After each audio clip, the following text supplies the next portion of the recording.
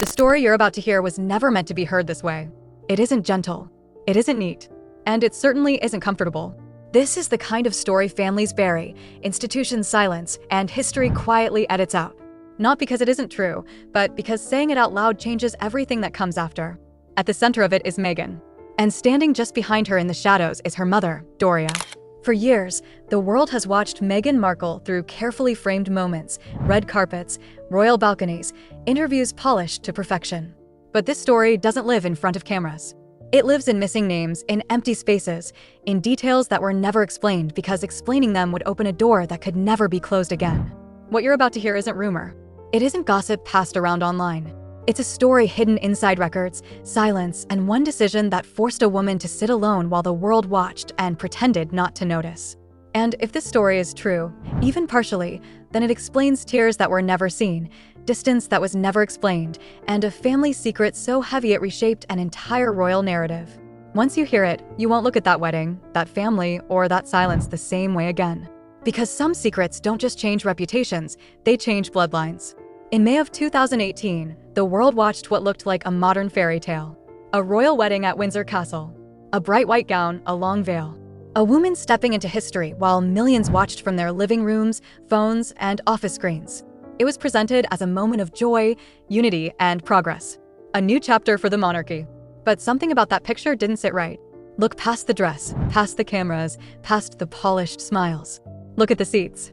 On one side sat the British royal family, row after row, generations deep. On the other side, there was just one person. Meghan's mother, Doria, sitting completely alone. No sisters, no brothers, no cousins, no aunts, no uncles. Just one woman placed in full view of the world directly across from the Queen herself. That wasn't an accident. Weddings are about family, even small ones, especially historic ones. And yet, at the biggest wedding of Meghan's life, her entire extended family was missing. Not late, not stuck in traffic, not quietly seated out of frame. Missing. The image was strange enough that people noticed it instantly, even if they didn't understand why it felt uncomfortable. One woman against an institution that measures its history in centuries. One empty side of the church where laughter, whispers, and shared glances should have been. The palace knew how it looked. Everyone did. And yet, they chose that image anyway, which raises the first uncomfortable thought. If this was supposed to be a celebration of unity, why did it look like isolation instead? That single decision to let Doria sit alone is where this story truly begins. When something doesn't add up, the mind naturally starts asking questions. Not wild ones, simple ones. And in this story, there are 4 questions that hover over everything, whether anyone wants to say them out loud or not. Did the royal family know? Did Meghan's father know? Did Meghan herself know? And perhaps the hardest question of all, did Doria know? These questions aren't dramatic, they're logical.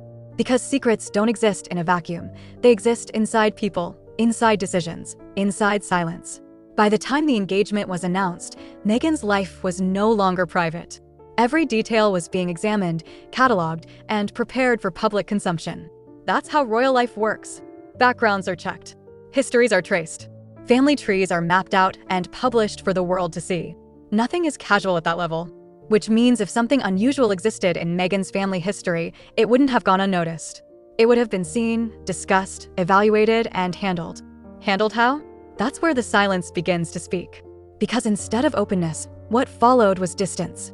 Instead of inclusion, there was careful separation. Instead of explanation, there was a quiet agreement to say nothing and hope no one looked too closely. But someone did look, and what they found wasn't loud. It wasn't scandalous on the surface. It was something far more unsettling. A blank space. When Meghan and Harry's engagement was announced, British newspapers did what they always do. They published her genealogy. A full family tree neatly laid out generation by generation. Names, dates, places, a visual history meant to reassure the public that everything was in order. But buried inside those charts was something that shouldn't have been there. Or rather something that wasn't. Where Doria's mother's name should have been, there was nothing. Just a blank space, no explanation, no footnote, no correction later issued. At first glance, it might seem like a simple error. Records get messy. Names get lost. But this wasn't a single document. Across multiple records, the same omission appeared again and again. Always the same missing piece. A mother without a mother. That's not a small detail. That's one of the most basic facts in any family tree. And when something that basic is missing repeatedly, it stops looking like a mistake and starts looking like a decision. People tried to make sense of it quietly.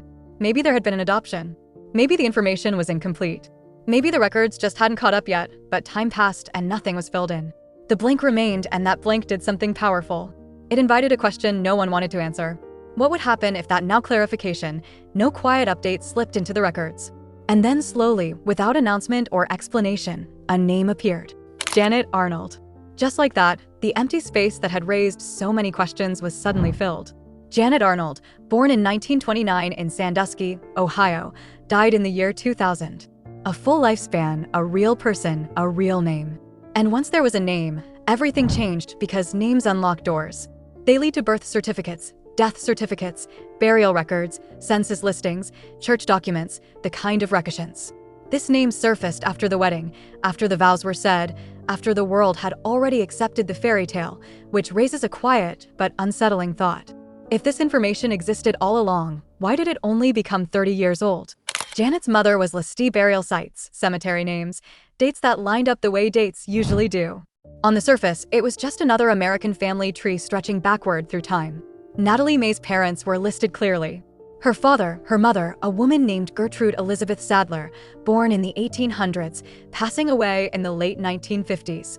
Nothing shocking yet, nothing that would justify years of silence.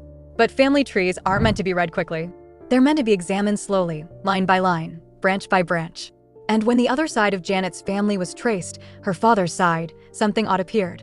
James T. Arnold also had parents listed, a father and a mother. Her name was Gertrude Elizabeth Sadler Arnold. The same name, same birth year, same death year, same woman. At first, it didn't feel real. The kind of detail you assume must be a coincidence, a common name, a clerical mix-up, something easily explained. Except it wasn't. Because every record pointed to the same conclusion. There weren't two women with the same name. There was one. This is the point in the story where everything slows down because what comes next is not easy to hear. And once it's said, there's no way to soften it. According to the records that emerged once the family tree was fully traced, Janet Arnold, Meghan's grandmother, was allegedly born from a relationship between two half-siblings. Her parents, James T. Arnold and Natalie May Allen, shared the same mother. That detail changes the entire meaning of the blank space. This wasn't a distant connection. It wasn't a confusing overlap. It wasn't something that could be explained away with time or context. It was a direct bloodline loop. The documents don't whisper this. They state it plainly. And immediately they are careful to add a legal shield, the word alleged. Not because the records are unclear, but because the implication is severe. This kind of relationship was never considered acceptable. Not socially, not legally, not even in eras where royal families married cousins to preserve power. And that explains the fear. Because this wasn't just an uncomfortable family detail. This was the kind of truth that reshapes how a lineage is seen. The kind of truth that forces institutions to choose between exposure and silence. And silence won for decades. By the time Meghan became seriously involved with Prince Harry, her life was no longer H.